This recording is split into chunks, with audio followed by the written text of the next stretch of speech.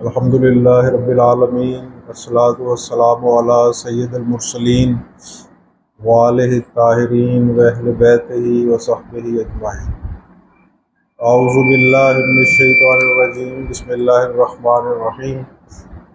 क़ाल अल्लाहु तआला फ़ी फ़ुरक़ानिल हमीद इलाहुकुम इलाहुन वाहिद ला इलाहा इल्ला हुवर रहमानुर रहीम। अम्मा बाद, आज की गुफ्तगू गुज़श्ता से पैबस्ता है।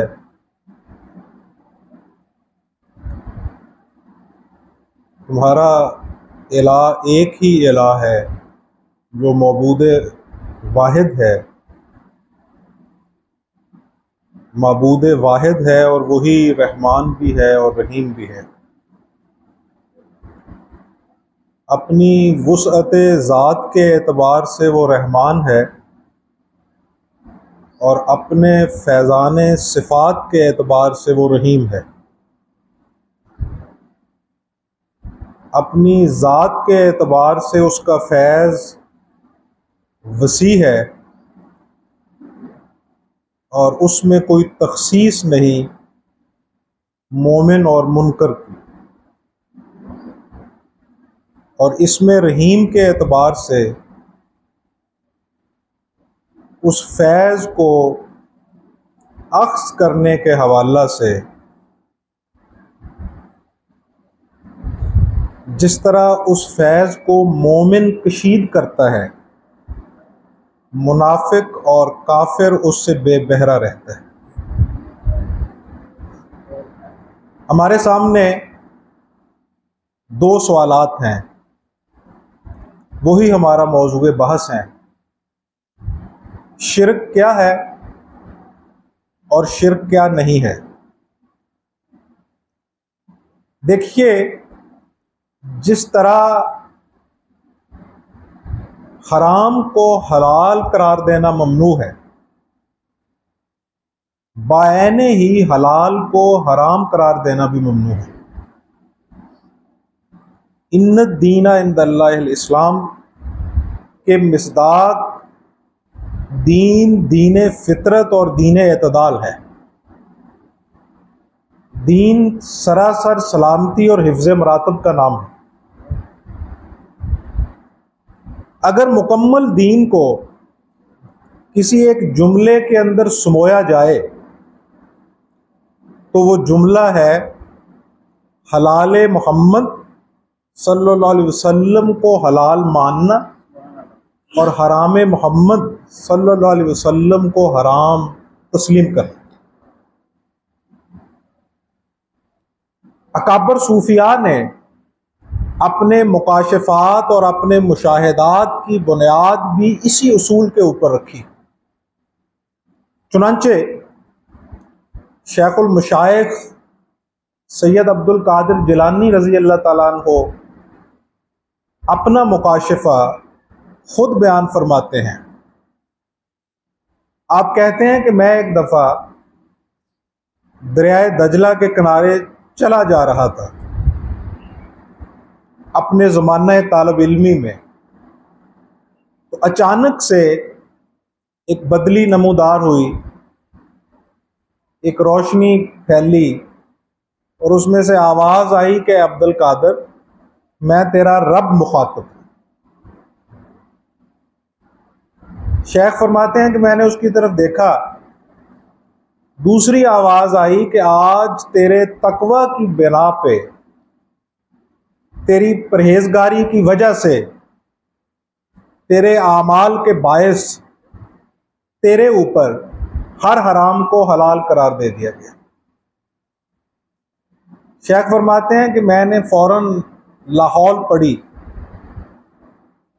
तावुज़ का इजहार किया, अल्लाह की पनाह में आया और मैंने कहा कि इस कायनात में अजीमुल मर्तबत जो शख्सियत है वो सरकार दो आलम सल्लल्लाहु अलैहि वसल्लम की है। जब आपकी ज़ाते गिरामी कदर के ऊपर हराम हलाल नहीं हुआ तो मेरे ऊपर हराम किस तरह हलाल हो सकता। शेख फरमाते हैं कि वो बदली कुछ छट गई और उसमें से जो नमूदार हुई आवाज़, उसने इकरार किया कि मैं इब्लीस मुखातब हूँ। पहली आवाज़ आई थी कि मैं तेरा रब हूँ। इसका माना यह हुआ कि इब्लीसी कुव्वतें दावा रुबूबियत करके भी आपको गुमराह कर सकते हैं। उसने कहा, मैंने अब्दुल कादिर तुझसे पहले 20 अकताब को गुमराह किया है, तू अपने इल्म के जोर पे बच गया। शेख फरमाते हैं ये उसका आखिरी हरबा था, क्योंकि इब्लीस जिस शख्स को गुमराह करता है उस शख्स के स्टेटस के मुताबिक उस पर हमलावर होता है। अगर आलिम है तो उसे इल्म के जोम में मुब्तला करता है, अगर आबिद है तो उसे परहेजगारी के तोहम में मुब्तला कर देता है, अगर मालो दौलत रखने वाला है तो उसे सरवत के गुमंड में मुब्तला कर देता है, अगर कोई शख्स साहिब मर्तबा है तो उसे तफाखर में मुब्तला कर देता है, तकब्बुर में मुब्तला कर देता।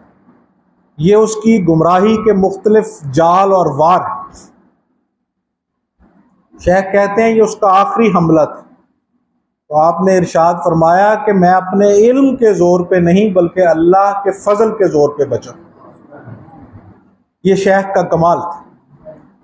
अब इस वाक़े में जो उसूल हमें शेखुल मशाइख सैयद अब्दुल कादिर जिलानी अलैहिर्रहमा ने दिया है वो ये है कि चाहे तसव्वुफ हो, चाहे मुकाशिफात हों, चाहे मुशाहिदात हों, चाहे आपकी बातनी कैफियात और वारदात हों, चाहे आपके तजुर्बात हों, हर चीज़ के लिए जो अथॉरिटी है वो सरकार दो आलम सल्लल्लाहु अलैहि वसल्लम की सीरत और आपका फरमान।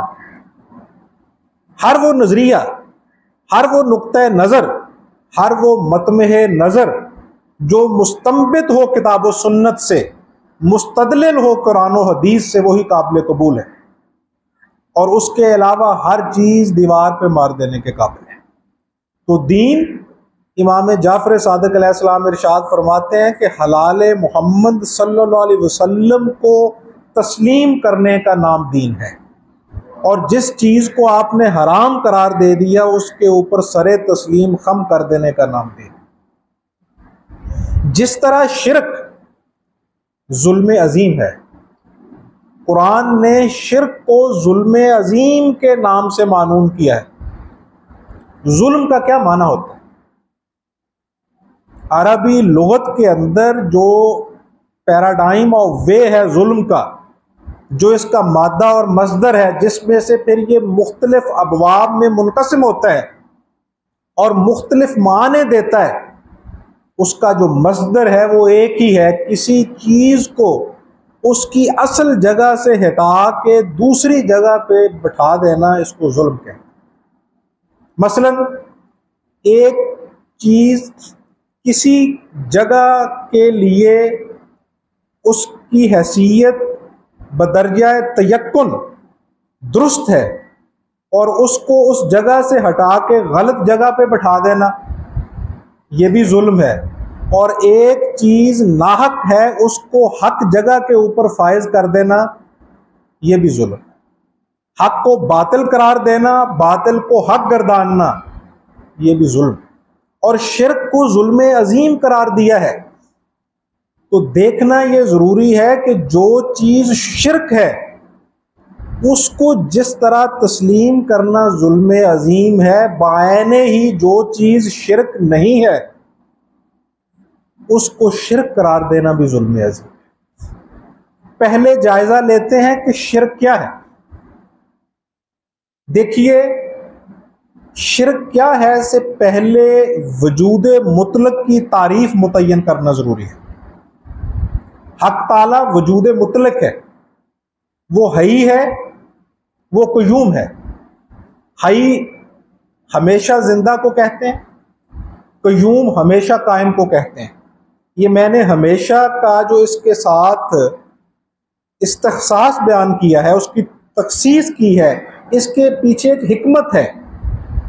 जिंदा तो हर तायुन भी है, कायम हर तायुन भी है, लेकिन कोई भी ताय्युन ना हमेशा जिंदा है और ना वो हमेशा कायम है। उसको हमेशगी नहीं है, वो वाहिद वजूद मुतलक है जो हमेशा से कायम है और हमेशा जिंदा है। बल्कि ये लफ्ज़ हमेशा का इतलाक भी उसके ऊपर नहीं हो सकता, क्योंकि ज़मानो मकान उसके पाबंद हैं, वो ज़मानो मकान का पाबंद नहीं। वो हमेशा से है, हमेशा तक है।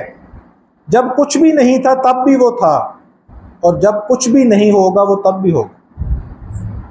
हत्ता कि रसूलुल्लाह सल्लल्लाहु अलैहि वसल्लम से रवायत करते हैं हज़रत अबू हुरैरा रज़ी अल्लाह ताला अन्हु, वो फरमाते हैं कि सरकार दो आलम सल्लल्लाहु अलैहि वसल्लम ने इरशाद फरमाया कि अगर तुम ज़मीन में सुराख करो और इतनी गहराई तक चले जाओ कि उससे ज़्यादा गहराई तक पहुंचना नामुमकिन हो, और फिर एक डोल के साथ रस्सी बांधो और उस डोल को उस कुएं में लटकाओ, उस सुराख में दाखिल करो, तो जिन जर्रात पे जाके वो डोल ठहरेगा वहां भी हुकूमत जिस जात की है वो वही वजूद मुतलक है, वो वहां भी वो मौजूद है, और उस जगह पे भी जो जर्रा मौजूद है वो उसी जात के वजूद का मरहून है। देखिए, हक का और कायनात का जो रबत है, उसका जो ताल्लुक है वो साने और मसनू का नहीं है।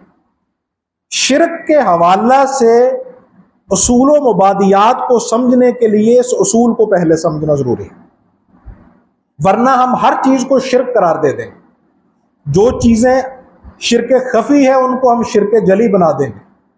जिन चीजों का ताल्लुक आदाब मुआशरत के साथ है, जिन चीजों का ताल्लुक आदाब इंसानियत के साथ है, हम उनको भी शिरक करार दे लें। इस बात को समझ लीजिए कि अल्लाह का और कायनात का जो रबत है, अल्लाह का और कायनात का जो ताल्लुक है वो साने और मसनू का नहीं है। मैं ज़रा आसान करता हूँ। साने कहते हैं किसी सनतकार को जो किसी चीज़ को बनाने वाला हो। मिसाल के तौर पे ये इमारत बनी हुई है, इस इमारत को हम मसनू कहें और इसको बनाने वाले को हम साने करार दें।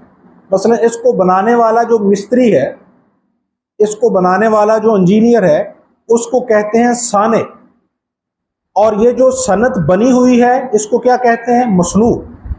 अब साने और मसनू का ताल्लुक क्या हुआ कि मिस्त्री ने इसको बनाया, अब वो इसके साथ मुल्हक नहीं है, बनाने के बाद वो इसके साथ मुत्तसिल नहीं है, बनाने के बाद वो इसके साथ मुत्तहिद नहीं है, वो बना चुका। ये भी मुमकिन है कि जिसने इसको बनाया हो वो पहले मौत की आगोश में चला जाए और ये इमारत बाद तक खड़ी रहे। मिसाल के तौर पे दुनिया की एक मारूफ इमारत है जिसको ताजमहल के नाम से याद किया जाता है। ताजमहल को बनाने वाला सनतकार मौजूद है, उसको गुजरे हुए भी सैकड़ों बरस हो गए। जिन मजदूरों ने उसके साथ काम किया उनको गुजरे हुए भी सैकड़ों बरस हो चुके हैं, जबकि उनकी बनाई हुई सनत आज भी मौजूद है। अब क्या अल्लाह की खालकियत और उसकी मखलूकियत का ये ताल्लुक है? अगर इस ताल्लुक को कबूल किया जाए तो ये शिरक भी है और कुफर भी है। शिरक इस तरह है कि ये कायम है और वो मादूम है, ये शिरक से ज़ात हो गया। वो मादूम है बनाने वाला, और जो चीज़ बनने वाली है वो कायम बे ज़ात है, तो ये शिरक फिल वजूद, शिरक फिल ज़ात और शिरक फिल सिफ़ात और शिरक फिल अफ़ाल हो गया, बल्कि शिरक फिल इल्म भी हो गया। क्योंकि जिस तरह वो बनाने वाले की ज़ात मादूम हुई है, बायने ही उसका इल्म भी मादूम हो गया। जिसने ताजमहल बनाया था, जब उसकी ज़ात ना रही तो उसकी सिफ़ात भी मादूम हो गई, उनका इल्म भी मादूम हो गया। तो कायनात का और हक का ताल्लुक इस तरह नहीं है। यही वजह है कि कुन फयकून, इसकी जो तफसीर सूफिया ने की है वो उलमाए ज़ाहिर से बिल्कुल मुख्तलिफ है। उलमाए ज़ाहिर कहते हैं कुन, हो जा, फयकून पस हो गया। अब जो हो जा है और हो गया है, ये साने और मसनू के दरमियान ताल्लुक को बयान करती हुई दलील है। साने और मसनू के दरमियान को बयान करता हुआ इस्तिंबात है, उसको बयान करती हुई तमसील है। सूफिया कहते हैं कुन का माना है होता रह और मतवातर होता रह, फायकून पस हो रहा है। इसी से इस्तिंबात इकबाल ने किया, ये कायनात अभी नातमाम है शायद, कि आ रही है दमादम सदाए कुन फयकून। यानी इकबाल कहते हैं ये कायनात अभी नातमाम है शायद, इसीलिए आ रही है दमादम सदाए कुन फयकून। अल्लाह का और कायनात का जो ताल्लुक है उसको समझने के लिए मैं आपके सामने एक मिसाल रखता हूं। अच्छा, इस हकीकत को अगर आप समझ जाएं तो बहुत सारी चीजें जिनको हम शिर्क करार देते हैं वो ऐन तौहीद हो जाएंगी, कोई शिर्क रहेंगी नहीं। अब ये देखिए, पंखा चल रहा है, ये बल्ब रोशन है।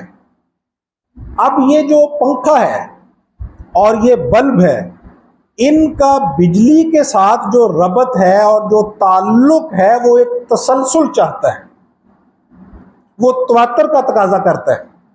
एक लम्हे के लिए अगर बिजली का इर्तबात, बिजली का इंसलाक, बिजली का इत्तेहाद, बिजली का विसाल और बिजली का ताल्लुक पंखे और बल्ब के साथ मुनक़ता हो जाए तो ये उसी लम्हे बंद हो जाता। बल्ब में रोशनी नहीं रहती, पंखे में इर्ताश नहीं रहता। ये ताल्लुक है बिजली का और बिजली से चलने वाली अशिया का। इस तमसील को ही आप कायनात के साथ मुताल्लिक करके समझें कि हक ताला का ताल्लुक कायनात के साथ साने और मसरू का नहीं है। हक ताला का कायनात के साथ ताल्लुक खालिक और मखलूक का इस तरह नहीं है जिस तरह घड़ी को बनाने वाला घड़ी साज है कि उसने घड़ी को बना दिया, ये अब भी चल रही है, और जो घड़ी बनाने वाला है उसे मालूम भी नहीं ये किसके हाथ पे बंधी हुई है। घड़ी को बनाने वाले के ये इल्म में भी नहीं है कि ये किसके हाथ पे है, किस जगह पे है, किस कैफियत में है, ये कब तक चलती रहेगी, उसको ये मालूम नहीं है। बल्कि हक का और कायनात का ताल्लुक इस तरह का है जिस तरह का ताल्लुक ऑटोमेटिक घड़ी या मेरी नब्ज का है। इस तरह का ताल्लुक है जिस तरह का इस घड़ी या इसके अंदर मौजूद बैटरी का है। जो ही हम इसमें से बैटरी को निकालेंगे ये उसी लम्हे रुक जाएगी। अब देखिए ये कायनात क्या है, वो वजूद वाहिद है, वो वजूद मुतलक है, वो हई और कयूम है, वो हमेशा से है, वो हमेशा तक है। ये कायनात कहां से आई है? कायनात का मस्दर क्या है? कायनात की बुनियाद क्या है? उलमाए ज़ाहिर कहते हैं कि कायनात अदम में से आई है। अदम का माना होता है ना होना, यानी वो कहते हैं कि ये ना थी, फिर अल्लाह ने चाहा तो हो गई। अब इसके ऊपर एक मासूमाना सवाल है, गुजारिश है कि जब ये ना थी, जब ये मादूम फिजात थी, हालत अदम में थी, अभी ना आदम था, ना आदम का खमीर था, ना आलम अरवा था, ना आलम अजसाम था, ना आलम अमसाल था, उस वक्त ये ना थी, कतन ना थी, बिल्कुल मादूम थी। लेकिन क्या अल्लाह के इल्म में मौजूद थी? अब उलमाए ज़ाहिर ये बताएं कि अगर तो अल्लाह के इल्म में भी तब ना थी तो फिर तो है ये मादूम मुतलक, कतअन मादूम, एब्सोल्यूट मादूम। लेकिन अगर अल्लाह के इल्म में थी तो फिर ये मादूम महज नहीं है, फिर ये थी, इस हालत में ना थी, इस कैफियत में ना थी। यानी इस्लाम कहता है कि कैफियत तब्दील होती है, आप मरते नहीं हो। कुल्लो नफ्सिन ज़ायक़ातुल मौत, बस नफ्स ही ठहरता है फानी सोए जुनैद। ये मर गया तो ख़तरा और खौफ अजल गया। कुल्लो ज़ातिन ज़ायक़तुल मौत नहीं कहा कि आप मुतलकन मादूम हो जाते हैं। आज की साइंस भी इस बात को तस्लीम कर रही है कि कायनात का कोई तशख़्ख़ुस, कोई तयन मादूम फिल मुतलक नहीं होता, मादूम महज नहीं होता, उसकी हालत तगय्युर पज़ीर होती है। मौत को समझे है तो इख्तिताम ज़िंदगी, ये है शाम ज़िंदगी, सुबह दवाम ज़िंदगी। ये तो कैफियत की तब्दीली है।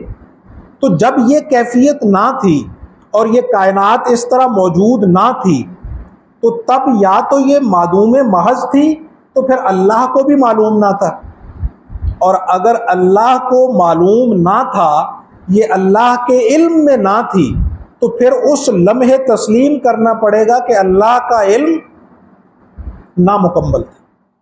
और ये नज़रिया अज खुद शिरक भी है, कुफर भी है, और गुस्ताखी अलूहियत पे मामूल होगा कि अल्लाह का इल्म मुतगय्यर है, क्योंकि वो ज़ात वहदहू ला शरीक वो है जो ना अपनी ज़ात में मुतगय्यर है, ना अपनी सिफ़ात में मुतगय्यर है, ना अपने अफ़ाल में मुतगय्यर है, ना अपने वजूद में मुतगय्यर है। तगय्युरात उसके ऊपर नहीं आते।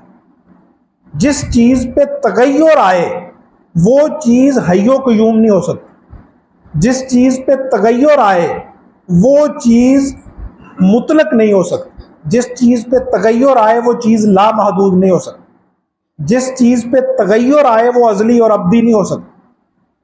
अब नतीजा ये निकला कि ये कायनात उसके इल्म में थी। ये जुमला भी दुरुस्त नहीं है। थी ये माजी का सीगा है। अब किसके इल्म में है? यानी उसके इल्म में थी तो क्या अब उसके इल्म में नहीं है, या कब उसके इल्म में नहीं होगी? ये था, है और होगा, ये तीनों कैफियत तगय्युरात का नतीजा है, और वो ज़ात इन तगय्युरात से पाक। अल आना कमा कान। ये एक दफ़ा सईद ताइफा जुनैद बगदादी अलैहिर्रहमा के सामने किसी शख्स ने कहा, अल आना कमा कान। वो जब कायनात मुनस्सा शहूद पे नहीं आई थी तो तब वो कैसा था, और अब ये कायनात वकूअ पज़ीर है तो अब वो कैसा है? तब तो वो अकेला था, अब वो कैसा है? तो जुनैद बगदादी अलैहिर्रहमा ने फरमाया अल आना का माका, जैसा तब था वो अब भी वैसा ही है। उसकी ज़ात में कोई तगय्युर रूनुमा नहीं हुआ। तब भी वो अकेला ही था और अब भी वो अकेला ही है। तब भी उसकी ममलकत, उसकी हुकूमत में कोई शरीक नहीं था, और अब भी उसकी हुकूमत और ममलकत और उसके इरादे में कोई शरीक नहीं है। उसको कोई मशवरा देने वाला नहीं। सबको जो कुछ अता किया है उसी ने अता किया। हर जर्रे का वजूद उसके इरादे, उसकी सिफात, उसके इल्म और उसके हुक्म का मरहून है। एक जर्रे में से उसके इरादे, उसके हुक्म, उसकी कुदरत, उसके समा बसर कलाम, उसकी कुदरत को अगर निकाल लिया जाए तो वो जर्रा उसी वक्त मादूम हो जाएगा। ये कायनात उसी वक्त ठहर जाएगी। इस कायनात की जो नब्ज़ चलती है वो इरादा इलाही से चलती है। था, है और होगा, ये तीनों ज़मीरें तायुनात की हैं। वो गैर मुतगय्यर है। उसका इल्म तब भी मुकम्मल था, उसका इल्म अब भी मुकम्मल है, और उसका इल्म हमेशा मुकम्मल रहेगा। इल्म की जो तारीफ साइंस के एतबार से है, इल्म की तारीफ जो मंतक के एतबार से है, वो अल्लाह के इल्म पे पूरी नहीं उतरती। इल्म का माना है जानना। अल्लाह अलीम जानने से नहीं होता। हमारा इल्म जानने का मरहून है। हर आलिम जान के आलिम बनता है, और हर इल्म मालूम के ताबे है।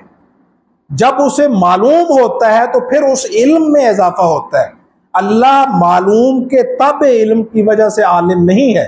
वो ऐसा आलिम है जो किसी मालूम के ताबे नहीं। उसका इल्म ना बढ़ता है ना उसका इल्म घटता है। उसका अपनी जगह पे इल्म मुकम्मल है। अब देखिए कि जब उसका इल्म मुकम्मल है तो फिर ये कायनात इल्म इलाही में थी नहीं, इल्मे इलाही में है, फिर इल्मे इलाही से ये मुतखलक हुई है, इल्मे इलाही से ये मुनस्सा शहूद पे आई है, इल्मे इलाही से ये निकली है। अब देखिए कि अगर ये इल्मे इलाही से निकली है तो इसके नतीजे में उसका इल्म महदूद हो जाएगा, क्योंकि निकला उस चीज़ से जाता है जो महदूद हो। ये अमारत है, हम इससे निकल गए, हम जुमा पढ़ने के लिए आए खानकाह के अंदर, फिर जुमा पढ़ के हम खानकाह से निकल गए। इसका माना यह है कि ये अमारत महदूद है, इस अमारत का एक हदूद अरबा है, आप इस हदूद अरबे से बाहर निकल गए। अब मुझे ये बताइए कि अल्लाह के इल्म से किस तरह कोई चीज़ निकल सकती है? अल्लाह के इल्म का कोई खारिज नहीं है, अल्लाह के इल्म का कोई दाखिल नहीं है। कायनात अल्लाह के इल्म से नहीं निकली है, कायनात अल्लाह के इल्म में बरपा शहूद है, लेकिन उसका ये जुज़ नहीं है, क्योंकि अज्जा का मुरक्कब खुदा नहीं हो सकता। पिछली नशिस्त में फ़कीर ने आपको एक प्रैक्टिकल करवाया था, अगर आपको याद हो। एक टिश्यू पेपर का टुकड़ा उठाया गया, उसको एक नुक्कड़ से फाड़ के फ़कीर ने ये अर्ज़ किया था कि जब तक ये जुज़ अलग नहीं किया गया था तब तक ये कुल था। अब जब इसमें से एक जुज़ अलग कर लिया गया तो अब ये कुल ना रहा। इल्मे रियाजी का ये असूल है कि जुज़ कुल को कुल नहीं रहने देता। अब क्या हुआ कि जो छोटा टुकड़ा है वो जुज़े असगर है और जो बड़ा टुकड़ा है वो जुज़े अकबर है। तो अल्लाह के अंदर कायनात अज्जा की सूरत में मौजूद नहीं है। अगर अज्जा की सूरत में मौजूद हो तो फिर वो महदूद हो जाएगा, अगर उसके बाहर मौजूद हो तो वो फिर भी महदूद हो जाएगा। इसलिए कायनात ना उसके अंदर मौजूद है ना उसके बाहर मौजूद है, बल्कि उसकी अस्माओ और सिफात का मजहर है, उसका अक्स है। और उस ज़ात का नज़र ना आना भी इसी वजह से है कि वो ज़ात जगह और मकानों ज़मान की पाबंदियों से मावरा है। इमामुल आइमा इमाम जाफ़र सादिक अलैहिस्सलाम इरशाद फरमाते हैं कि उस ज़ात का नज़र ना आना ये बोध की दलील नहीं है, ये शिद्दत कुर्ब की दलील है। उसका नज़र ना आना ये दूरी पे दलालत नहीं करता, ये बोध पे दलालत नहीं करता, ये शिद्दत कुर्ब पे दलालत करता है। क्योंकि मैं अपनी आंखों की पुतली को नहीं देख सकता, क्योंकि मेरी आंखों की पुतली मेरे इतनी करीब है कि उसको देखने के लिए सामने दूर एक आईने की ज़रूरत है। उस आईने में तो मैं आंखों की पुतली देख सकता हूँ, लेकिन मैं अपनी आंखों के अंदर झांक के आंखों की पुतली नहीं देख सकता। अगर अस्माओ सिफात इलाहिया का आपने मजहर देखना है तो वो बदरजाए अतम, बदरजाए औला ऊला, बदरजाए कमाल देखना है तो सूरत मुहम्मदिया सल्लल्लाहु अलैहि वसल्लम में देखिए। इसीलिए वो बाबा ज़हीन शाह ताजी अलैहिर्रहमा ने कहा है ना कि खुश रहें तुझे देखने वाले, खुश रहें तुझे देखने वाले, वरना खुदा को किसने देखा है। वो अगर उस ज़ात का जलवा बदरजाए अतम देखना है। अब देखिए गुलाब का फूल है, गुलाब का पौधा जड़ से लेके आखिरी कोंपल तक पूरे का पूरा पौधा है, लेकिन उसकी सिफात का, उसके कमालात का कमाल अगर आपने मुस्तहज़र देखना हो तो फिर वो गुलाब के फूल में नजर आता है। ये पूरी कायनात हक ताला के इस्माओ सिफात का मज़हर है, हक ताला के कमालात का मज़हर है, लेकिन उन कमालात में जो कमाल है वो सूरत मुहम्मदिया सल्लल्लाहु अलैहि वसल्लम। ये तमाम कायनात जो है ये सिफात इलाहिया का अक्स है, हक ताला के अस्मा का अजलाल है, लेकिन वो अजलालो अकूस अपने नुक्ता मेराज पे जिस वजूद मसूद पे पहुँचे हैं वो ख़त्मी मर्तबत मोहम्मद मुस्तफ़ा सल्लल्लाहु अलैहि वसल्लम की ज़ात। तो वो जो शिद्दत कुर्ब है उसकी वजह से वो बैद हो गया, और वो शिद्दत कुर्ब इस तरह है जिस तरह हमारी रगों में खून दौड़ता है। व नहनो अकरबो अलैहि मिन हब्लिल वरीद, लेकिन ये भी तमसील है, ये भी उस ज़ात का जो रब्त है कायनात के साथ और उसका जो ताल्लुक है, उसका जो इत्तिसाल है, उसका कमा हक़्क़ो हुआ इहाता नहीं कर सकता। इसीलिए कुरान ने कहा है कि अगर ये पूरी कायनात के समंदर स्याही बन जाएं और पूरी कायनात के दरख्त कलम में मुनकलब हो जाएं और पूरी ज़मीन को सफ़ाए किताब बना दिया जाए, तख्ती बना दिया जाए और उस स्याही से लिखना शुरू किया जाए, तो स्याही समंदरों की ख़त्म हो जाएगी और जो दरख्तों का कलम बना है वो टूट जाएगा, लेकिन अल्लाह की सिफ़ात का बयान कलम बंद नहीं हो सकता, वो अहाता तहरीर में नहीं आ सकता। वो ज़ात लामहदूद है, उसकी हर चीज़ लामहदूद है। अब बताइए, कायनात का ज़र्रा ज़र्रा तो उस ज़ात का मरहून है, तो इस कायनात के ज़र्रे में से कौन सी चीज़ है जिसको उसके बिलमुकाबल करार दे के हम उसको शिरक करार दें? कौन सी चीज़ है जिसको उसके बिलमुकाबल खड़ा किया जा सके? मैं अक्सर एक तमसील दिया करता हूं कि शिरक होता है भाइयों के दरमियान बराबरी की सतह पे। कभी माँ और बेटी का भी शिरक हुआ है, कभी बाप और बेटे का भी मुकाबला हुआ है। यानी ये कहा जा सकता है कि बेटी माँ की शरीक है, ये कहा जा सकता है कि बेटा बाप का शरीक है। बेटा बाप का शरीक किस तरह हो सकता है? माँ बेटी माँ की शरीक किस तरह हो सकती है? माँ तो वो आगोश है जिसके अंदर उसने जन्म लिया और जिसके अंदर वो पनपी, और बाप वो साहिबान है जिसकी छांव के नीचे वो पनपा और उसने अरूज पाया, जिसके वजूद से उसका वजूद मुस्तार है, जिसके वजूद से उसका वजूद सिंचा गया है, जिसके दूध से उसकी रगों का खून पनपा है, उसके साथ क्या शिरक करेगा? चे मानादार इंसान अल्लाह का शरीक किस तरह हो सकता है? ये उसके साथ शिरक किस तरह कर सकता है? शिरक को जुल्म अजीम इसीलिए कुरान ने कहा है कि ये मौजूद नहीं है कतन, तुमने इसे मौजूद समझ लिया अपनी हमाकत से, अपनी जहालत से। बुतों को शरीक कर दिया, इंसानों को शरीक कर दिया। इनमें से कोई चीज़ अल्लाह की शरीक हो ही नहीं सकती, क्योंकि ये तो खुद अपने वजूद में कायम रहने के लिए उसके वजूद की मुस्तार है, उसके वजूद की मरहून है। और यही वो इस्तदलाल है जो सैयदना इब्राहीम अलैहिस्सलाम ने फरमाया था। जब वो लोग मेले पे गए तो आपने उस बुत कदे के सारे बुत तोड़ दिए और जो बड़ा बुत था उस बुत के ऊपर आपने कुल्हाड़ा रखा। जब वो वापस आए और उन्होंने कहा कि ये इस बच्चे की शरपसंदी है, ये इस बच्चे की शरारत है, उम्र के हिसाब से यकीनन आप उनसे बच्चे थे, आपने फरमाया कि ये मैंने कत्ल नहीं किया, ये जो बड़ा है इन बुतों का सरदार, उससे पूछो, ये सारी उसकी शरारत। उन्होंने कहा कि ये तो हरकत नहीं कर सकता, ये तो हिल नहीं सकता, ये क्या करेगा? आप मुस्कुराए और आपने फरमाया यही दलील काफ़ी है तुम्हारे लिए कि जो अपनी ज़ात में हरकत करने से मादूम है, जो अपनी ज़ात में हरकत करने से मफलूज व मजबूर है, वो तुम्हारे लिए क्या करेगा? अब देखिए, कुरान करीम में जिस जगह भी शिर्क की बात हुई है उस जगह पे मिन दूनिल्लाह की बात हुई है, मिनल्लाह की बात नहीं हुई। उन बुतों की नफी की गई है जो अल्लाह के बिलमुकाबल खड़े किए गए हैं, उन हस्तियों की नफी की गई है जो अल्लाह के बिलमुकाबल खड़े किए गए।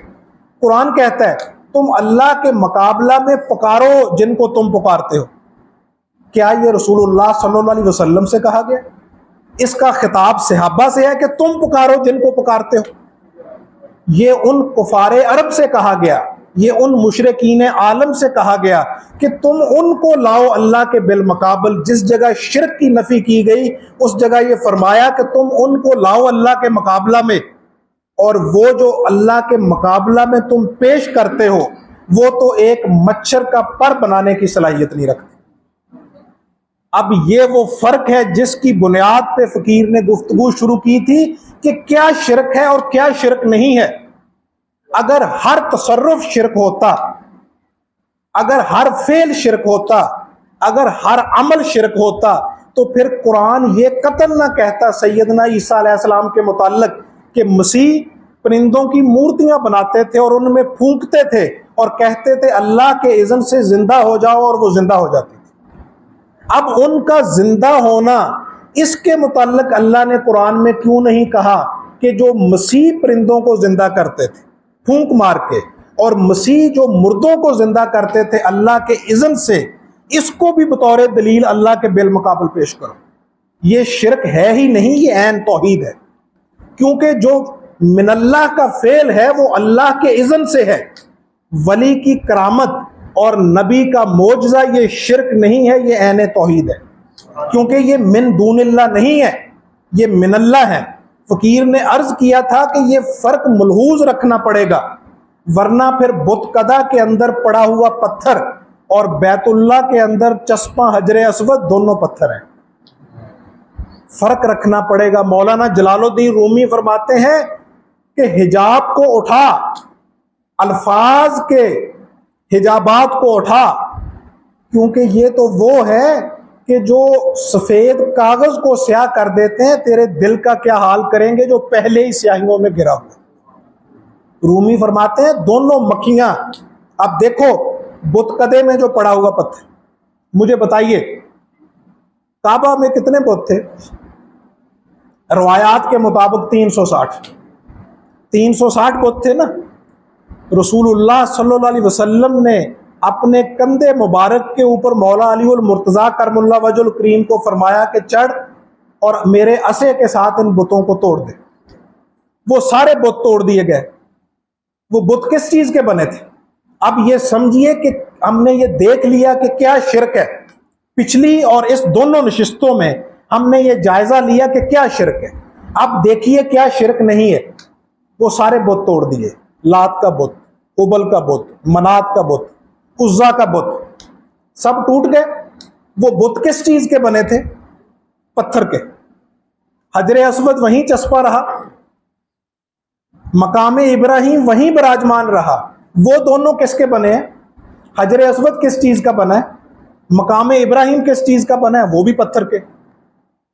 वो जो तोड़े वो भी पत्थर के। इन दोनों में फर्क क्या है? इन दोनों में फर्क को समझने के लिए इस मिसाल को समझिए।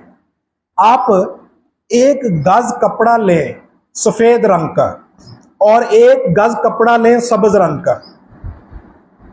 अपने गांव के या अपने शहर के बीच चौराहे पे जाके दोनों को आग लगा दें, अलग अलग आग लगा दें। आपको कोई पूछने वाला नहीं, आपके ऊपर कोई FIR नहीं कटेगी। पूरा पूरा थान जला के रख दिया आप उस सफेद थान में से एक टुकड़ा लें छोटा सा, उस सब्ज थान में से एक टुकड़ा लें, उन दोनों को जोड़ के मुमलकत खुदादाद पाकिस्तान का परचम बना दें। अब जला के दिखाएं, आपके ऊपर FIR कटेगी गद्दारे वतन की। अब पहले भी तो आपने उसी कपड़े को जलाया था। उस कपड़े और इस कपड़े में फर्क क्या है? यही फर्क समझाने के लिए मैं अर्ज कर रहा हूं क्या शिरक है क्या शिरक नहीं है।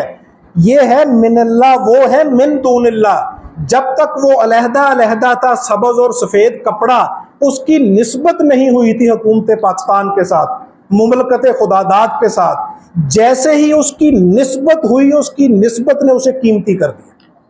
उन पत्थरों की निस्बत नहीं थी मिनल्लाह, इसलिए वो शिरक था। वो अल्लाह के बिल मकाबल थे। ये अल्लाह के बिल मकाबल नहीं, ये शायरुल्लाह है, ये शायर इस्लाम है, ये अल्लाह के करीब करने वाला है। ये अल्लाह के करीब करने वाला क्यों है? क्योंकि ये उन बुजुर्गों की निशानी है जो मिनल्लाह थे, जो वलीउल्लाह थे, जो अल्लाह के करीब करने वाले, जो हबीबुल्लाह थे।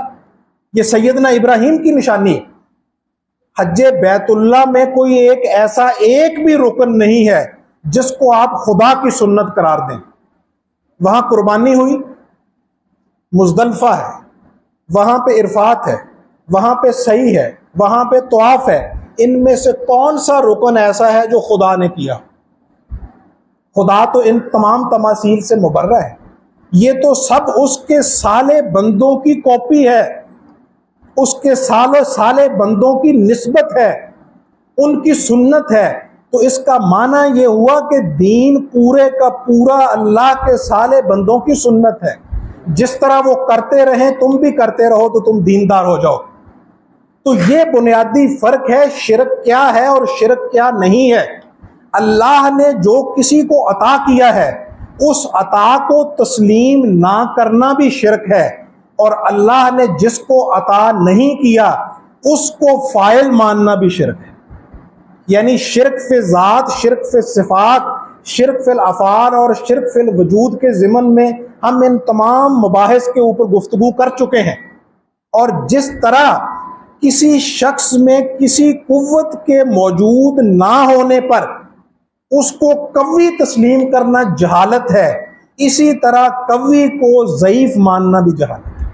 अगर अल्लाह ने किसी को अता किया है, अब कुरान में अल्लाह फरमाता है कि अल्लाह अपने गैब पे किसी को भी इतला नहीं देता।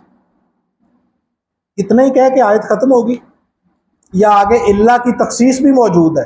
इल्ला ये कि अपने साले बंदों के, अब जब वो तखसीस कर रहा है कि अल्लाह अपने गैब पे किसी को इतला नहीं देता मासवाए अपने महबूब मुस्तफ़ा मुजतबा मुर्तज़ा बंदों के, तो जब वो जिसको इतला दे दे उसका इनकार करना भी शिरक नहीं ठहरेगा।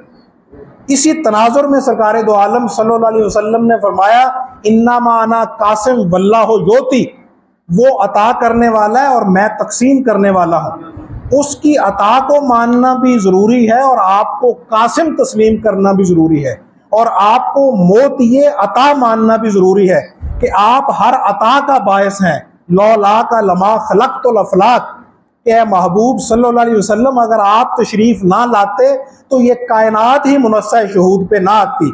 अगर शिरक का ये माना लिया जाए, मैं गुफ्तगू को समेट रहा हूँ, तो फिर ये जवाब दिया जाए, फिर ये बताया जाए कि वल्लाहु गालिबुन अला अम्रिही, हर चीज़ के ऊपर उसका अमर गालिब है, उसके हुक्म के बगैर तो एक पत्ता हरकत नहीं कर सकता।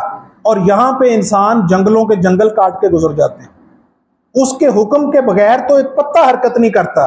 तो ये जंगलों के जंगल जो काट जाते हैं, ये किसके हुक्म से होता है, ये किसके इज़्न से होता है? वहां पे कहा जाएगा जवाबन कि अल्लाह ने इंसान को उतनी कुव्वत दी है जितना वो मुकल्लफ है, शरीयत ने जितना उसे मुकल्लफ किया है उतनी उसे कुव्वत दी है।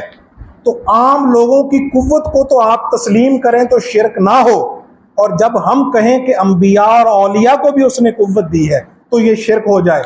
चे माना दारद, ये शिरक किस तरह होगा? अब देखिए कुरान में हज़रत मरियम सलामुल्लाह अलैहा के पास हज़रत जबरील तशरीफ़ लाते, वहाँ पे क्या जुमला है? वो कहते हैं कि बीबी मैं अल्लाह के इज़्न से तुझे बेटा देने आया हूँ।